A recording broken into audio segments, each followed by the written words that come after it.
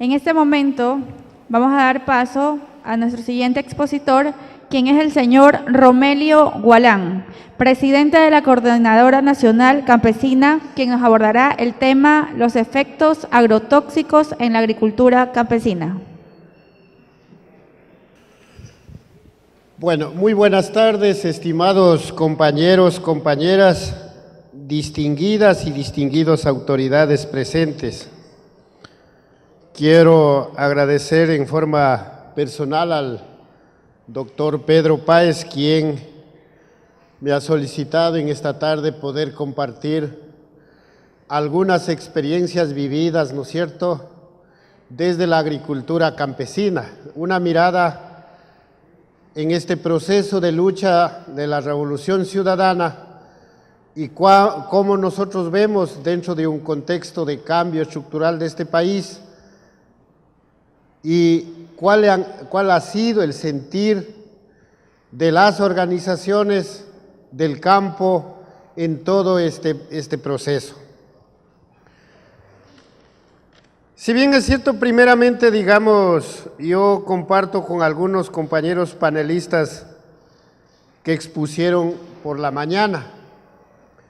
Me parece en materia de teoría y en materia más de investigación, como que sí hemos dado unos pasos importantes. Aparecen algunas normativas, aparecen algunas leyes, aparecen algunos ministerios, aparecen algunas cosas, ¿no?, que en la lectura, en el margen, digamos, hay pasos importantes que ejercen y que dan derechos para empujar esto. Pero del otro lado, digamos, si nosotros hacemos una mirada desde el campo, ¿no es cierto?, es que precisamente esas políticas públicas poco o nada han llegado en el campo. O sea, yo digo, bonito de ver que la CERCOP en estos momentos haya empezado a trabajar todo este tema del registro sanitario, de los valores agregados que podrían darse dentro de la agricultura campesina. Y yo quiero partir desde esa mirada y me deja grandes interrogantes. Yo no acabo de entender. La soberanía alimentaria en América Latina y en el mundo, en el Ecuador, es una lucha de organizaciones campesinas, indígenas, montubias de todo el territorio nacional, que precisamente defendemos nuestro derecho. Primero, el derecho al conocimiento, a nuestros saberes, a nuestra vida. Segundo, lo que también nosotros vemos, el derecho de todos esos saberes que están asentados en nuestras semillas. Tercero, lo que nosotros vemos también, esos saberes de cómo están dadas en la ciencia, en la innovación tecnológica que tiene que ver. Y un cuarto, estimados compañeros, tiene que ver una redistribución equitativa de tierras, del agua, para poder avanzar en este proceso. Y ahí se me viene una gran interrogante en este país. ¿Estamos apostando a un modelo capitalista con agronegocios o estamos apostando a una soberanía alimentaria para llegar al buen vivir? Cosa que precisamente me deja bastante un sabor agridulce, que precisamente no están dadas en esas condiciones en el enfoque de la soberanía alimentaria para llegar al buen vivir. Entonces yo digo ahí el por qué. ¿No es cierto? Los 8 años que hemos vivido, y ahí nos queda una gran interrogante, ¿qué rol ha jugado en estos últimos tiempos el Ministerio de Agricultura y Ganadería? Queridos compañeros campesinos y campesinas que están aquí presentes, si bien es cierto, en vez de potencializar con la academia, con la investigación, hacia una profundización, a quedar una dependencia, solos aquí con su propia autonomía, con abonos orgánicos, con los violes que estén en manos campesinas, sin duda todo este tiempo ha habido convenios con transnacionales, con Monsanto, con Syngenta, con Bayer, para llegar con ese kit agropecuario, para llegar a las organizaciones campesinas. Yo digo, ese es el camino. Yo digo, ¿hacia dónde vamos?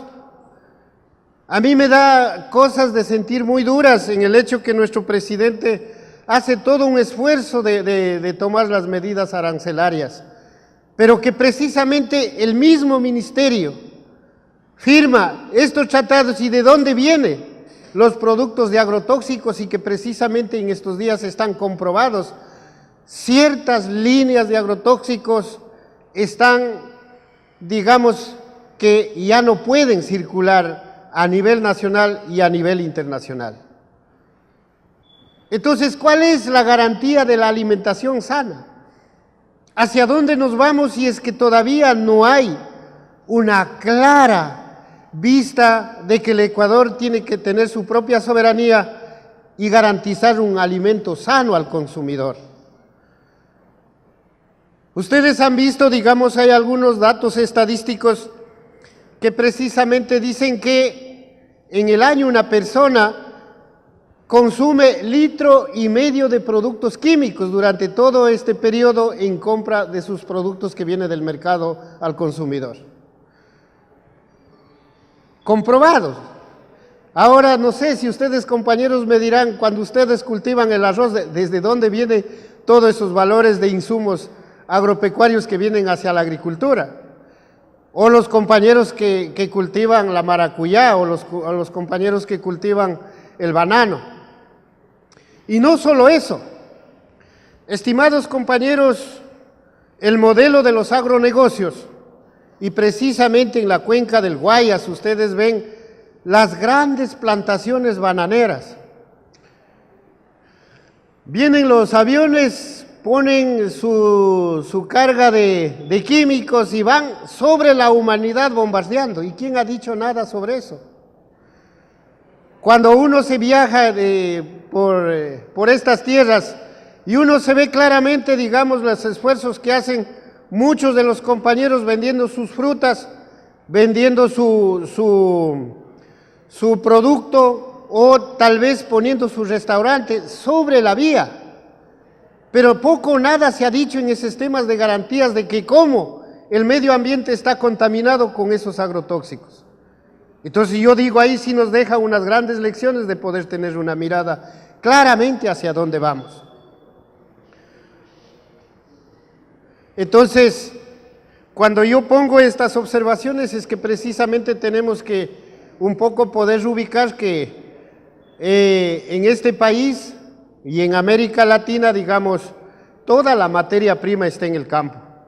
O sea, inclusive para generar grandes potencialidades de desarrollo, tanto urbanas, pero todo esa producción en bruto está en el campo. Y que precisamente hoy en día nos hace pensar mucho más allá.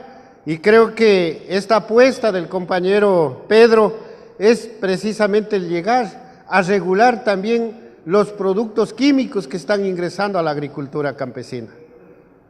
Segundo, yo creo que también quiero poner en una grande discusión el rol de la academia universitaria. Digamos, cuánto en estos últimos tiempos la academia, las facultades de agronomía o las facultades de veterinaria ha acercado a la agricultura campesina para un poco investigar lo que está pasando. Tenemos una ausencia, no sé. Yo digo desde el punto de vista donde he estado, pero a lo mejor aquí en Babahoyo hayan sentado a conversar de esos temas. Entonces yo digo, estamos en dos caminos distintos. La academia universitaria, un poco claro, haciendo todo el esfuerzo de investigación, pero a una vía de desarrollo del capitalismo y de los agronegocios. Y nosotros, digamos, todavía sosteniendo que consumir alimentos sanos, ¿no es cierto?, producir, tener nuestras semillas en nuestras manos, esa es la utopía de la lucha campesina. Eso también tiene que ver mucho en esta transformación del agroecuatoriano y como también quizás podamos un poco aterrizar el buen vivir o el summa causa que dice la Constitución de la República. Por otro lado, también para nosotros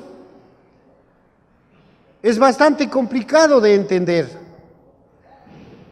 Ahora, el modelo de la economía popular y solidaria, bueno, aparece en este margen una nueva iniciativa, un nuevo rol que tiene que cumplir, digamos, los sectores de clase media y la agricultura campesina.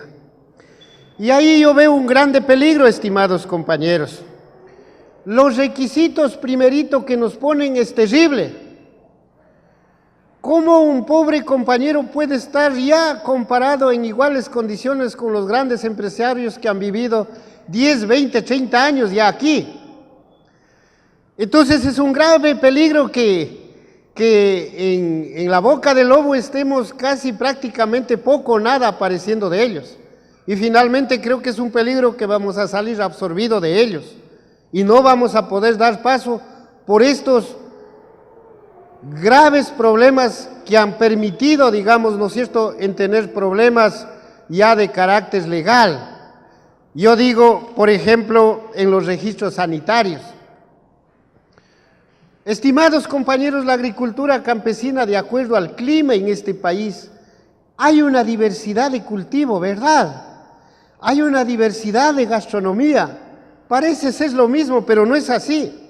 Ejemplo, yo voy a hacer que la compañera presidenta de la Conferencia Plurinacional Intercultural de Soberanía Alimentaria hizo un encuentro para un poco mirar el queso Manaba en el Cantón Santa Ana. Y ahí uno se podía ubicar que no el queso Manaba solamente es un solo producto, sino cada territorio tiene su lógica, tiene su calidad, tiene su sabor. Y no puede estar, digamos, eso puesto en un solo contenido diciendo que solo es el queso Manaba, sino hay una diversidad de esa línea. Por decir, solo ese ejemplo en la provincia de Manabí. Y si hablamos en ese mismo tema del queso de todo el país, ¿no es cierto?, tenemos mucha diversidad. El queso de Saraguro, el queso de Zamora, el queso de Cayambe, el queso de Carchi, el queso de Esmeraldas, el queso guayaco.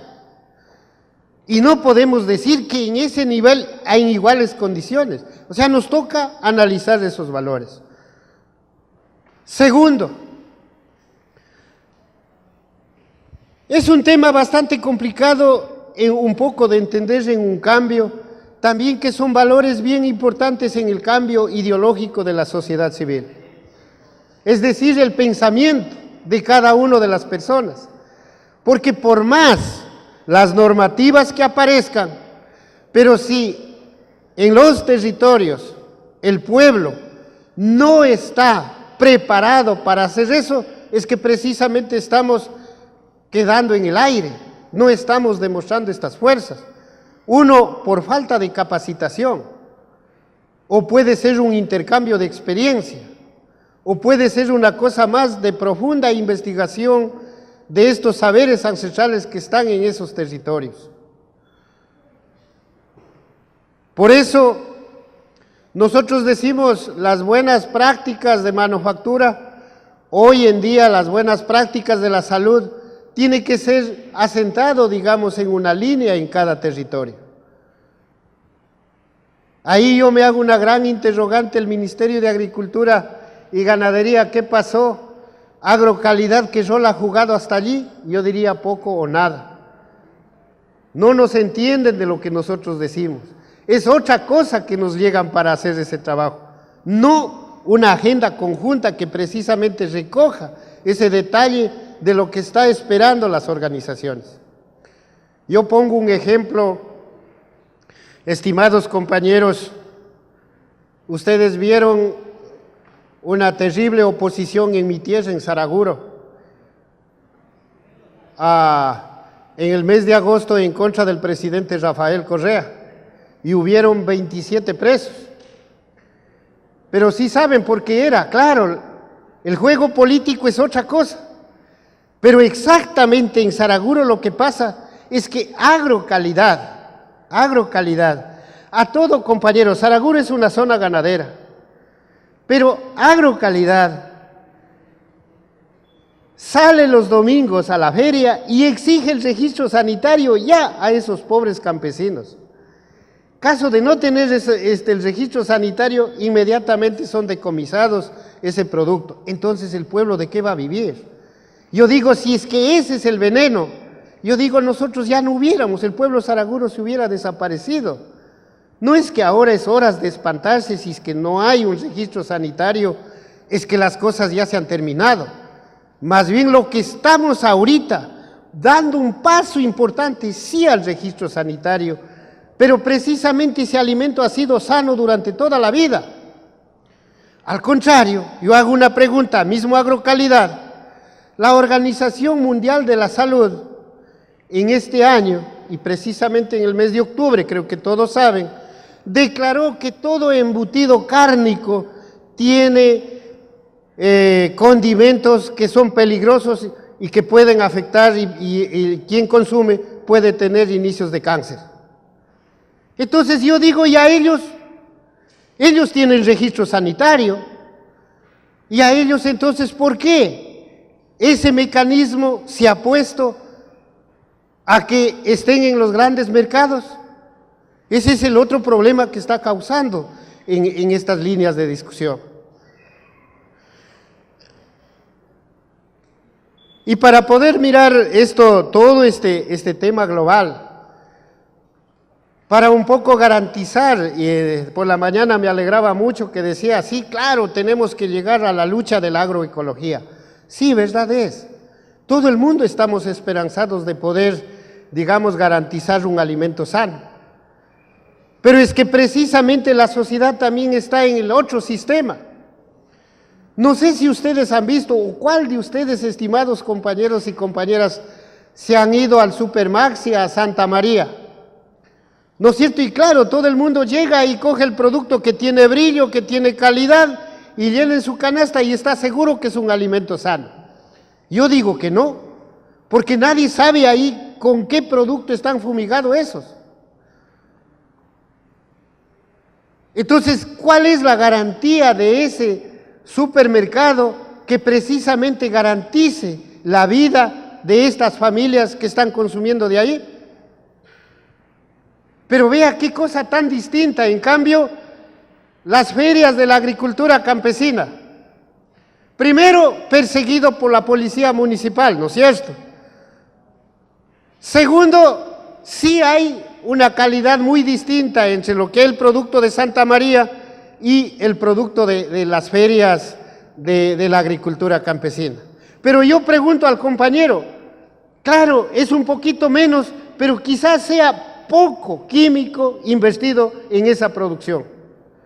Entonces ahí también ya depende del cambio, del pensamiento de cada persona, de cómo va a consumir sus alimentos. A ver, esos son los temas. A mí me parece que el compañero Pedro de mañana decía, metámonos a una lucha social. Y yo digo, sí, chévere, de acuerdo. Pero todo también va a depender por esa línea. A ver, hay una apuesta de que la sociedad más urbana está de acuerdo en empezar a trabajar con la agricultura campesina y consumir productos desde la agricultura campesina, nos deja grandes interrogantes. Y aquí, digamos, sí hay también un juego, digamos, de los medios de comunicación, ¿no es cierto? Si ustedes ven, encienden la televisión, lo que siempre está pasando Santa María, ¿no es cierto? Siempre está pasando sus productos del Supermaxi. ¿Cuándo ha pasado el producto del compañero que recién cosechó el arroz? ¿O de la gallina criolla que sacó al mercado para poder vender? Jamás. Como aparecen que fuera el cuco, el diablo, ¿no es cierto? Y que precisamente Santa María es el redentor del mundo y que soluciona el conflicto. Y no es así. Aquí hay que definir dos momentos, estimados compañeros y compañeras. Soberanía alimentaria con la lucha social del pueblo o la seguridad alimentaria que está prácticamente un modelo capitalista y que está en peligro de acabar a la vida de los seres humanos, no solo en el Ecuador, en el mundo entero, estimados compañeros. Yo digo, ¿cuánto ha investido el Estado ecuatoriano en compra de agrotóxicos para invertir en la agricultura campesina, miles de millones de dólares. Claro, porque la gente está acostumbrada, ¿no es cierto?, en que ese kit, si no tengo kit, ya no puedo hacer agricultura. Pero si nosotros volviéramos unos 20, 30 años atrás, nuestros abuelos han de castigar, pues, porque ellos tenían otra lógica de vida, otra forma de hacer agricultura en el campo. Y yo digo, ahí pasa mucho que las universidades deberían ir pensando en un cambio estructural de una malla curricular para hacer transformaciones al pueblo ecuatoriano. Y para terminar, yo creo que quería terminar con algunas propuestas. Nuestra lucha siempre ha sido el modelo de la agroecología, como ya había dicho. Yo digo, en este país, ¿cuál es una de las propuestas? Cuando yo estuve de presidente del Consejo Sectorial Campesino del MAGAB, al compañero ministro yo le decía, oye, pongamos plazos para que ingrese la urea, 5 o 10 años hasta ahí, y nosotros ya deberíamos estar volviendo a que los campesinos tengan sus propios abonos para poder, ¿no es cierto?, volver a recuperar ese suelo. ¿Cuánta materia sale de la ciudad en desechos orgánicos? Tenemos materia prima. Aquí lo que falta, sí, la compañera Verónica, conforme decían antes, el sistema integrado de soberanía alimentaria. Es el papel importante, es el rol que también los gobiernos locales deben echar el hombro para transformar el agroecuatoriano. No solo el Estado central. Igual pasa con este tema de los violes, los insecticidas, que sí estamos en capacidades de hacerlo. Claro, no podemos hacer noche a la mañana, pero es una apuesta política que demuestra hacer cambios e inclusive generar empleo e inclusive, como yo decía, garantizar alimentos sanos. Sectores de derecha ya nos han dicho que la agricultura campesina no somos los que podemos hacer, comparar con los grandes modelos de la agroexportación. Yo digo, verdad es, pero no se dan cuenta que la agricultura campesina alimenta al 60% de la población ecuatoriana en las condiciones que están. Poco o nada, en algunos lugares, digamos, sí ha habido inversiones, pero no en su contexto general. Entonces, de manera que comprobaciones, datos estadísticos que somos pioneros en valorar mucho, en producir alimentos sanos para el consumidor.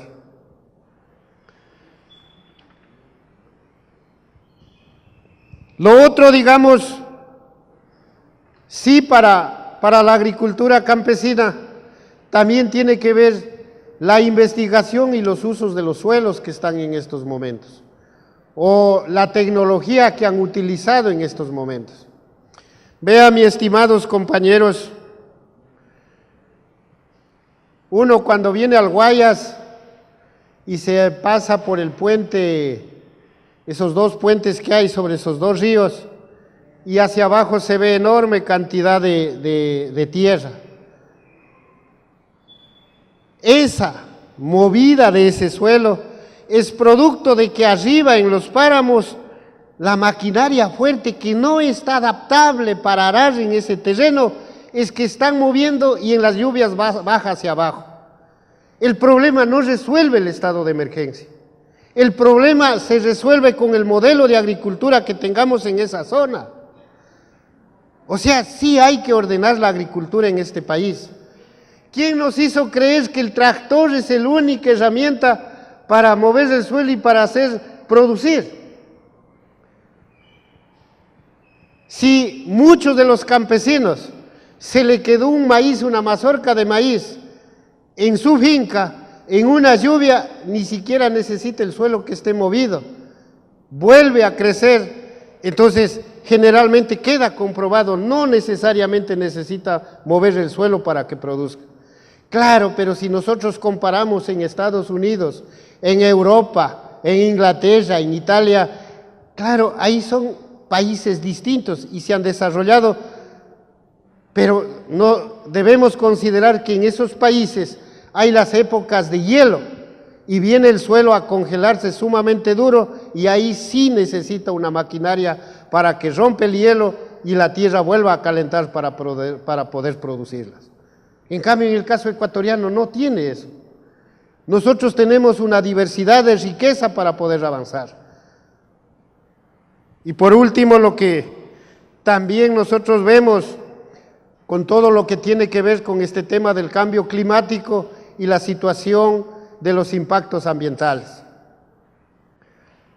Claro, ahora en el mes de septiembre, octubre era la gran novedad que en noviembre, diciembre ya se nos viene el fenómeno del Niño. Pero ahora vemos que definitivamente todavía no llueve. Entonces, ¿qué está pasando? Después se nos apareció el volcán Cotopaxi, pero finalmente lo que está erupcionando más fuerte es el otro que está en la Amazonía.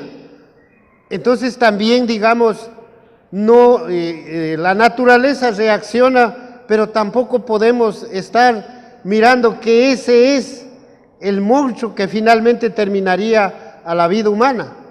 Son tiempos, son espacios, son generaciones que precisamente el campo tiene que tener mayores elementos y no estar mirando que solo estos tiempos climáticos pueden causar efectos a la agricultura campesina. Por eso nosotros decimos que desde la Coordinadora Nacional Campesina, precisamente 2016, obviamente será un aporte revolucionario, pero también con un cambio ideológico de pensamiento. Segundo, digamos, fortalecer la agricultura campesina. Y la disputa está por la economía, por los dos modelos de economía. La economía en gran escala y la economía social y solidaria. Yo digo, la economía social y solidaria tiene que tener los mismos niveles, al igual que la otra economía. Tiene que haber inversiones si queremos salir adelante en este país. Bueno, y para terminar, estimados compañeros, también es la tarea legislativa.